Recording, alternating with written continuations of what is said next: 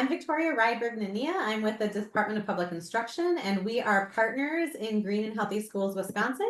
I'm here with Zaya Lowry with the Department of Natural Resources, and I'll introduce Zaya in just a little bit. The Department of Natural Resources is also a partner in Green and Healthy Schools. So today I'm going to give you, we're going to just do an overview of what we're doing today. Sorry, we're going to have our Cool Choices presentation from Zaya Lowry. We're going to hear from David Miller, who is a teacher at Sheboygan North High School. I think I got that right. We're going to talk a little bit about the En-ROADS dashboard. We're going to talk about Green and Healthy Schools recognition levels and do a little walkthrough of the survey for Green and Healthy Schools so people can get recognition for the hard work that they're doing.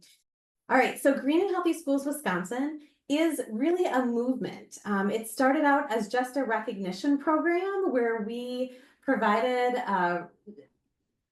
assessments to schools for their students to complete in a classroom and to turn into the DNR and DPI, and for us to give people a sticker and say, yes, you are a Green and Healthy School.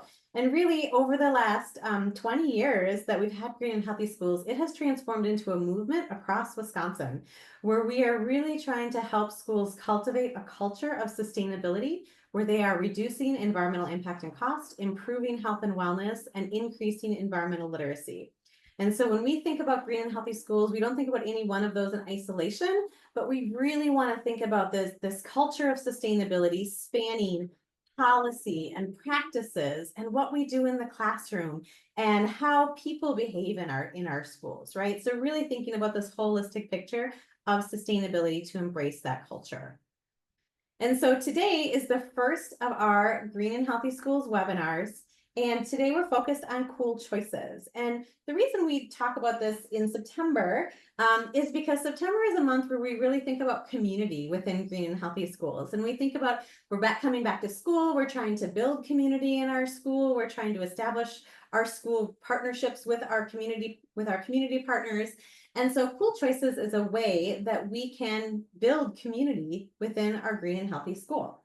So today you have two presenters. Zaya Lowry joined Green and Healthy Schools team last summer as the Cool Choices intern, where she successfully redeveloped and updated the game after a COVID hiatus and enhanced its accessibility and engagement for both teachers and students. Currently, she serves as the Green and Healthy Schools coordinator under the Department of Natural Resources, where she gives survey feedback and focuses on communication and outreach initiatives aimed at promoting green and healthy practices in schools throughout Wisconsin. Also today, you will hear from David Miller. David teaches at AP Biology at Sheboygan North High School. He is called Mr. Tree by his students, and you will get to hear a lot more about his story and how he has used Cool Choices in his classroom. So with that, I'm going to turn it over to Zaya. So hi, everyone. My name is Zaya, and like Victoria said, I will be introducing the Cool Choices online game. So for those of you who haven't played Cool Choices before, Cool Choices is an online game that encourages students to get involved in sustainable actions both at home and at school.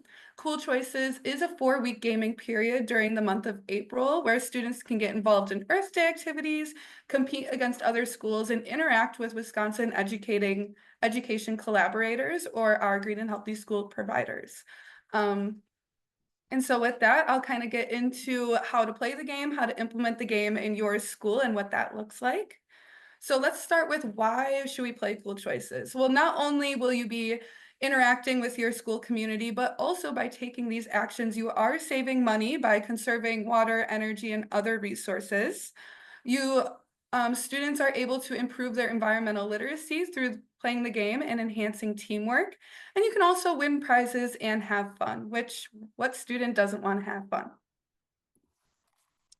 So there are 2 ways to play the game. The first way is aimed at K through 8th grades, at younger students, and we call this classroom mode. So to start, teachers will log into the Cool Choices game every day on their computer, and the teacher will ask their students a card. For example, the card might say, at least one of us shut down our computer today. And so the teacher might ask, how many of us shut down our computer today? And as those students raise their hands, the teacher will record those answers in the Cool Choices game, where they can receive points and compete against other classrooms to win prizes and gain recognition for all of the sustainable actions that their students take. And now the other way to play the game is in team mode. And in team mode, this is a more independent way to play Cool Choices aimed at older students, mostly high schoolers. And so students will log into the Cool Choices game on their own computers and play cards. They will have to first join or create a team in order to play the cards. There are 8 new cards released every week. And so as students interact with those cards, they gain points and are able to gain points for their team and compete against other teams to, again, have fun, win prizes, and engage in sustainable action.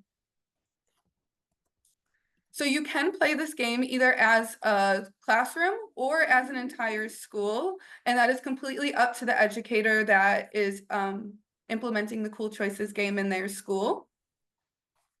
We have 6 different card categories, 7 including our collaborator cards, but we got energy, water, waste, health, community, and transportation cards, all with different actions that students can take every day. And on the left, this is an example of what some of the cards look like. Not all of these cards are implemented in the Cool Choices game, but they do give you an idea of what we ask students to engage in. And so our collaborator cards, this is something special that our Cool Choices game is launching this year. And we aim to work with our Green and Healthy Schools providers and other nonprofit organizations across Wisconsin to really encourage students to get involved in other activities around the state. And so each week, 1 to 2 collaborator cards will become available for students to engage with. One of those collaborators is Keep, which we have a webinar coming up with them in October if you are interested in learning more about them and the work that they do. So like I said, 8 cards are released every Monday for students to play throughout the week and the weekends. We got 2 different kinds of cards, replay cards, which you can replay continuously throughout the week as many times as you would like. And then we have one-time cards that you can only play one time. There is also a game stream. So this can be utilized by the teacher or by students. And the stream is a fun way to see what actions that other students are participating in and to share some of the photos from photo challenge cards. I'll be talking about that a little bit more in a moment. Game coordinators or teachers do control the stream and can release images as they deem appropriate. They also might choose not to utilize the stream if that's something that they're interested in. And so having that capability as a game coordinator is definitely a great way to showcase what some of the other students are doing in their classroom. And when students, Thank you for your and when teachers sign up to play the Cool Choices game, they will be getting 3 different kinds of resources. We have first YouTube tutorials. We have about 4 of those that talk teachers through about how to register for the game and how to play the game. And they can watch these YouTube videos with their students or on their own just to familiarize themselves. We will also give them a detailed instructions that has a typed out list of how to play the game as well. And then a coordinator handbook that includes the game coordinator's responsibilities and some incentives that they can provide for their students to encourage them to play the game. It's also a great way, the coordinator handbook is a great way to get other classrooms and staff involved throughout the school. And so one of my favorite parts about Cool Choices is the reporting after playing the game. So Cool Choices actually calculates how much energy, water, and waste is saved by playing the Cool Choices game. And each game then has a report that we download and send to the game coordinator after the game is played. These numbers are really useful for getting buy-in from schools to play the game and to save those resources. And so when playing the game, students can either answer a question, submit a photo, or suggest an idea for how to make something better. And so those are the different ways that students can interact with the cards. Yeah, and so this past 2024 Cool Choices gaming period, we were able to reduce CO2, save energy, reduce gasoline use, divert waste, and so much more. And so these are some of the numbers that are associated with last year's game. And we are excited to play the game again this April and hopefully save even more resources. And with that, I'm going to, and looking forward, we will be hosting a demo period for the Cool Choices game in February. So teachers that are interested in the Cool Choices game can kind of get a sneak peek into the game, play for themselves, and understand how they might utilize this in the classroom. And if you want to play the Cool Choices game, I highly recommend. You can find the registration button on the Green and Healthy Schools website at ghswisconsin.org. And with that, I will be handing it over to David Miller, who is a Sheboygan North High School teacher and was able to play the Cool Choices game this last year in his classroom. All righty, thank you so much.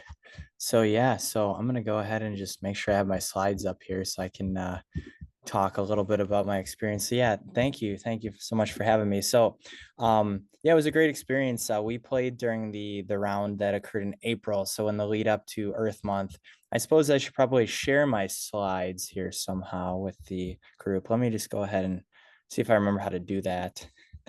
I do have your slides in this Oh, presentation. oh, So- they're and I oh, can click cool. through as you go. Okay, sounds good. So my slide, I'm on the, I guess, background info on botany slide we could go to, which is slide number, my fourth slide, if that works for you. Awesome. Okay. So, yeah, so a little bit of background on the class that I was implementing it in. It was my botany class. So botany class is a 10th to 12th grade elective class. So all about, plants, the world of plants, and how we grow plants. And, inherently there's a lot of sustainability woven into that curriculum. So we are a zero paper curriculum, to give you a little bit of background, for the most part, 95%. Very hands-on. Students get to pick their own plants, grow their own plants, and test variables about plant growth. And we do a lot of composting. We do a lot of use that composting and landscaping on our school grounds, and have made some really nice efforts in the past few years to decrease cafeteria food waste by sending that into our compost bins. So it really tied very well with this game, because there's a replay card on recycling, and the kids would kind of go to that time and time again. And we really hit the 3 R's pretty hard, and why recycling isn't necessarily the most desirable of the three options. But yeah, we really it really related very well to what we do in the class. So moving on to my slide 5, our experience with Cool Choices. So yeah, I would say the majority of my class played. The majority of the students in the classes played. We usually do a science question of the day, but we just decided in the month of April to go ahead and do away with that. And just the daily participation point for that day came from playing Cool Choices. I would remind them to play their card at the beginning, and you would see, for the most part, most kids go on and do that. So the repeat cards, as I said, recycling was very popular. The ones where they got to watch documentaries, I was surprised by how many high schoolers enjoyed watching documentaries. I don't know if I would have been so keen on those when I was in high school. So that was pretty enlightening as well. And then we had some kind of in-house incentives, free plant prizes when the kids who would do the most actions that week or the most points that week. That was really something that I kind of took upon myself to try to incentivize, because I wanted to keep the momentum going with it. I didn't want it to fizzle out as the month went along. So, and the cards, like our recycling, we have a Next Trex plastic bag drive going in our school, and we've been really, really grateful to collect 2,000 pounds of plastic in the past 2 years. So we hit a ton last year, and I was really excited about that. So if you're not familiar with that program, it's a way that a school, if they collect 1,000 pounds of plastic in a year, a 12-month period, you get a free recycled bench, which online would cost like $400. So that's pretty nice. We put it in our school courtyard, and it's really, really nice. And rain and snow in it, nothing has really bothered it because it's very durable, recycled material, plastic. So I tried to connect the cards to what we did, the programs we had already going on in the school, the composting, and I had them play the carbon footprint quiz before starting it, and then play it again at the end to try to see, okay, like, did you make these changes superficially to your life just because you were playing this game, or did you try to integrate some actual change in your life that will span beyond this 30-day period? So I was happy to see that a lot of them made, some changes. The easy things, I always reminded them doing the easy things, like, bringing a reusable water bottle, not using plastic bags at the grocery store. If we all did these easy things, think of how many thousands of pounds of waste we would reduce from landfills. So yeah, our experience was definitely really good. It was not at all a stretch. We didn't have to finagle the curriculum and take a really, really wayward turn from what we were already doing. So it will continue to fit well in our curriculum. Challenges and critiques. I'm now moving on to my 6th slide on challenges and critiques. I guess there were maybe just a few accountability pieces that I thought could have been strengthened. Like, for example, when like, you're never going to have 100% proof. You're never going to have like the student, perfectly proving that they watched the documentary. They could go on ChatGPT and look up the summary of it, and they could fool you. But that's just life. Kind of have to live with that. There were a few submission boxes for like, okay, what documentary did you watch, that wouldn't accept, like, I think they wouldn't accept words, they would only accept numerical data, like episode 3. So it didn't really allow them to maybe have to prove that they had done it as much as I would have liked. But that it is what it is. And if any of those little bugs can be worked out this year, I think it would be beneficial. They definitely wish there were more card themes or diversity of like the different card themes. So I like the collaborator card that is being added this year. If there was a way to make the cards have like, an answerable question, I don't know, maybe like multiple choice, but I don't know mechanics of that, how that would work. I'm definitely not a programmer, so like there could be opportunities for the cards to have a little bit more interactability, more interaction, I guess. They also wish there may be more game modes, like, I don't know, maybe there's like a separate game mode where you could play a little bit of sustainability trivia or something, or like, even if there was a game mode or a link where if there were a couple like canned cahoots with like sustainability trivia, like you could have them, I don't know, once a week, have a few cahoots saved in a folder that they could link to it, and maybe you could play, I could play it in the class beyond just having them do the card each day. But it's hard though. It's kind of like, it's an honor system game where you have to look inward at your own decisions. So it's not something where it's not going to be Monopoly tomorrow. It's not going to be it can't be something that it isn't. So they wish the teams could be expanded beyond 5 members. So like bigger team number, I don't know how that would play out, but people wanted to be on the tree team. That was my team, and it filled up rather fast. But then everybody wanted to be on these 2 like mega teams. But I guess it would have just caused there to be too many big a few big teams. I think that would have been an issue. So maybe beyond 5 maybe that isn't a good idea, but that's what they wanted.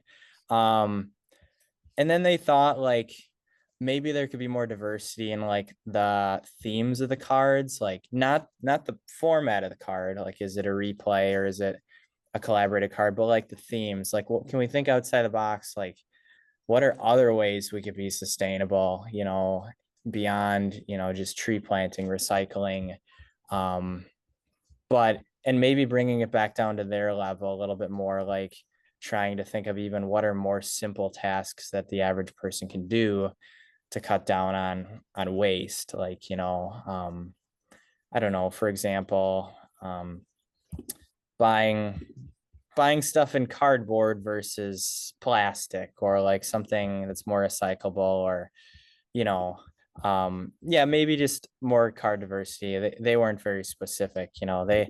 They often students might also often complain but then provide no actionable like next step. So we can take that with a grain of salt. But the next slide is what they got out of it. They definitely got a lot of positives out of it. um they had a better awareness of how their actions actually mattered, and I try to impart that upon us, because there's really always this, I don't know, this kind of mental block when it comes to sustainability. Oh, it's such a big problem, or climate change is such a big problem, what can I do? Well, if everybody views it as that, we never make any progress. But if everybody views it as these small actionable steps, like this game does, which I like that it takes a big thing and makes it small to our level. They had a better awareness of their impact. They enjoyed the challenges. That it gave them a reason to watch, I don't know, a David Attenborough Planet Earth or something like that. It also did help. It helped our club promote events, because I was like, well, you want to get that tree planting card, you better come to the one this weekend. So it that was nice. And we did some beach cleanups. That was nice, and it related to what we were already doing. And yeah, it connected to our school very, very well. So I liked that. And it just, I don't know, gave them something that got them, it kept them on the screen. We use a lot of screens and Chromebooks, but it was something where I knew that it was kind of like a game, but it wasn't that they were playing Clash of Clans. So that was good. That was encouraging. What would I do differently? So I guess slide 8, my last slide, is what would I do differently? I would have probably tried to find more ways to integrate like what that day's card was with like a short little snippet of a video, like thematically, like, because being able to see forward, okay, what's the next card? I could have probably made or encouraged more kids to play the card by telling them why it's important, how it connects to what we're doing. I considered having more botany specific grades and assignments tied to it, but I didn't want it to be something that I made them hate, because I was making them, try to achieve it for a grade. And then more, I guess, incentives. I know we had spoken about before everybody else joined how there were previously some different incentives that were sent out to schools. Like, I mean, any beyond free plants or something, I was trying to think of, okay, what's a environmentally, what's a sustainable type of incentive I could give them. And so I would say those are probably my main reflection points on it. Like, I guess another critique could be like my class theme, it connects, so it's so direct a connection.